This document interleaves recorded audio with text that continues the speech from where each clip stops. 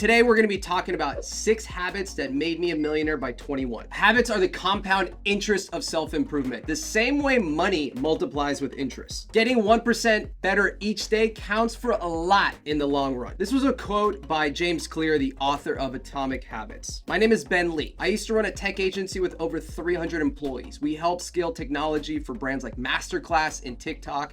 And in 2020, I got completely burned out. So I decided to leave my company. I moved to Costa Rica, and now I make videos to help people pivot their life and find a way they can tap into their ultimate lifestyle entrepreneur mindset. Number 1, relentless drive. Now, this is sort of a double-edged sword because on one hand, I don't want to be the guy advocating for hustle culture and telling you to burn out. But the truth is, most of my 20s consisted of a lot of work, a lot of drive, a lot of hustle, and really working hard to meet my goals. I didn't really ever stop to smell the roses or celebrate any of my wins. I didn't stop when I got 30 under 30. I didn't stop when I closed Salesforce when I was 20. The truth is, I never really stopped to set any win or celebration or actually take in all the cool stuff that I did. So while that's not something that I recommend, the drive that I had was definitely my unfair advantage against the competition. I was willing to work harder than everybody else. Number 2, mentors and coaches. I've always been good about this. I've always wanted to surround myself around people that had a lot of gray hairs and were a lot older than me. People who had a lot of life experience,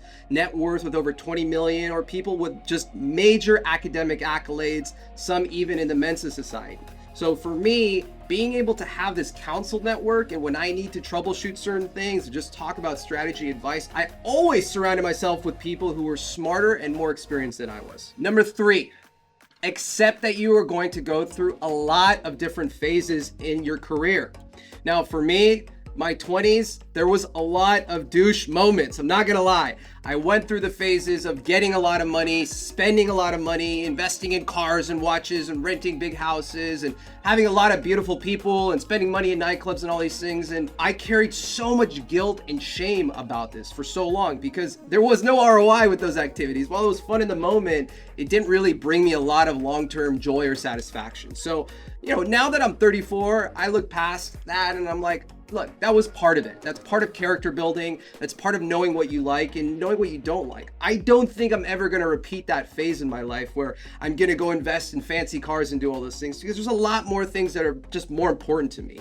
And if anything, it's taught me how to be more frugal. It's taught me how to do budget planning. It's taught me how to create a lot of the life lessons from those times. So don't worry about making fuck ups. It's all part of the ride. Number 4, selling, and more selling. If you want to be successful, you need to know how to do sales. Now, if you don't know how to do sales, you could either learn or you could find a partner who could sell better than you. In my case, I couldn't find anyone who could sell better than I could. Most of my 20s was spent doing sales calls all day long, connecting to the customer, getting feedback, refining my pitch, tweaking my offer, doing sales courses, doing improv courses, which by the way, I really recommend if you don't have the greatest social skills or emotional intelligence. You can work on it. These are all things that can be taught. So my recommendation is, if you're a small organization, figure out how you could spend as much time as possible in the beginning doing sales calls, writing email copy, and really understanding into the pain points and really digging deep into the pain points of your customer. Number 5,